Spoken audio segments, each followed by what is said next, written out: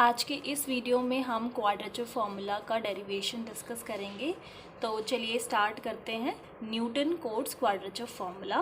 Proof क्या है कि हमने सबसे पहले आई को लेट कर लिया है integration of Y with respect to X, और इंटीग्रेशन की जो लिमिट्स है वो हैं ए टू बी। यहाँ पर वाई जो है वो फंक्शन है एक्स का, मतलब एक्स की फॉर्म में एक फंक्शन है। Suppose the value of F x for a given n+1 equi distance argument. ये जो a टू b है इसको हमने क्या किया, इक्वी डिस्टेंस में जो है डिवाइड कर लिया। मतलब a टू b जो इंटरवल था उसको काफ़ी सारे पार्ट्स में डिवाइड कर लिया। तो x0 जो है उससे स्टार्ट किया, x0 जो है a के इक्वल है, और जो लास्ट सबसे ऑर्डिनेट होगा x0 प्लस में nh उसको हमने b मान लिया। देन xn को वैल्यू हमने दे दी।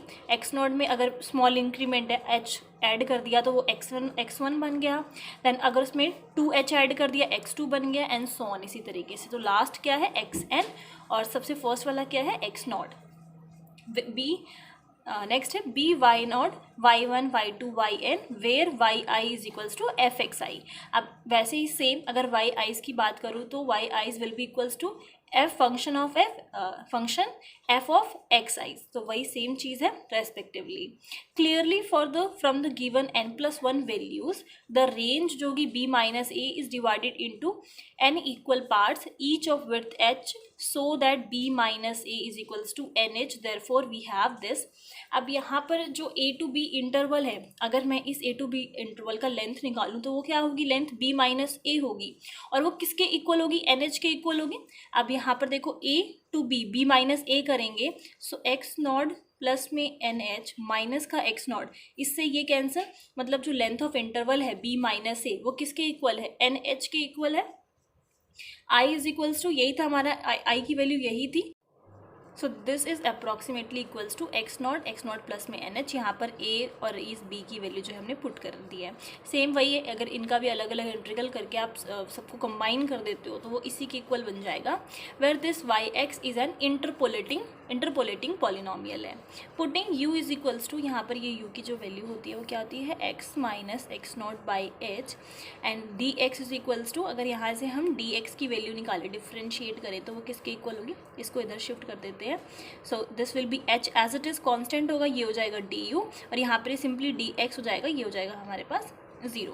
फ्रॉम इक्वेशन नंबर 2, ये जो इसको हमने इक्वेशन नंबर 2 माना था, we get i is equals to h हमने बाहर कर दिया, मतलब dx की वैल्यू पुट की है। dx की वैल्यू क्या है, h du है, तो h हमने ये बाहर कर दिया इंटीग्रेशन के, और यहाँ पर ये du हो गया। सो अब क्योंकि x की फॉर्म में तो है नहीं, तो ये किसकी फॉर्म में है, u की फॉर्म में हो गया 0 to n। इतने इंटरवल्स में, मतलब जितने भी सब इंटरवल्स में हमने उसको डिवाइड कर रखा है।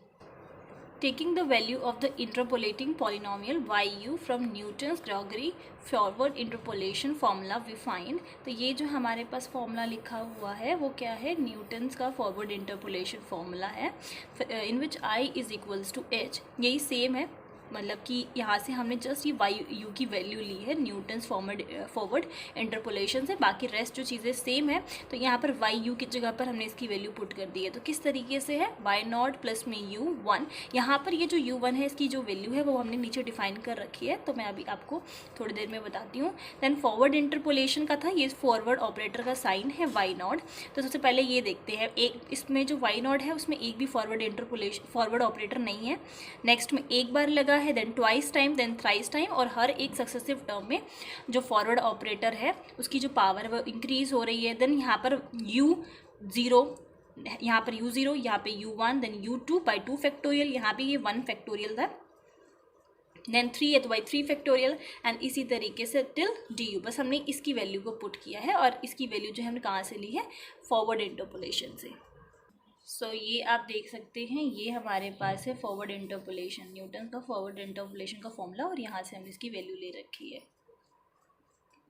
सो नेक्स्ट यहाँ पर जो मैंने बोला कि that u1, u2 and u3 की वैल्यू क्या है, that is u minus 1, u minus 2, और इसी तरीके से this will go to u, last जो टर्म होगी वो होगी u माइनस में n+1।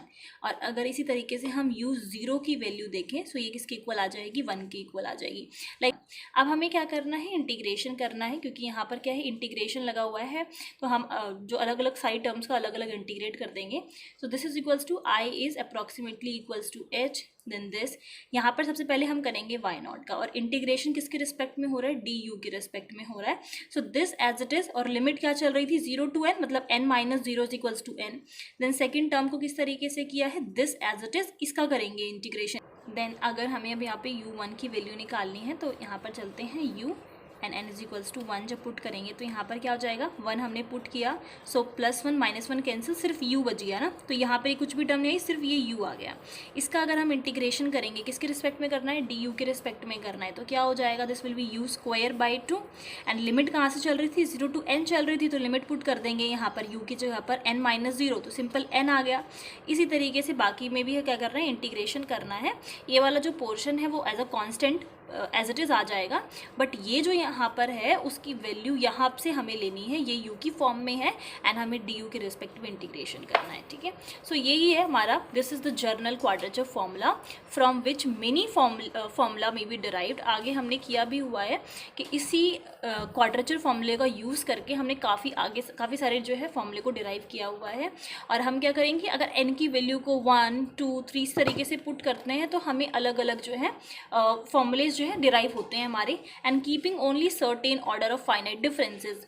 इन अदर वर्ड्स, अगर हमें यही सेम फॉर्मूले को अगर हम किसी और तरीके से लिखना चाहें, तो that is I is equals to approximately equals to H, then A not Y not, A1 forward operator del Y not plus में A2 del square Y not and so on. इस तरीके से हम लिख सकते हैं.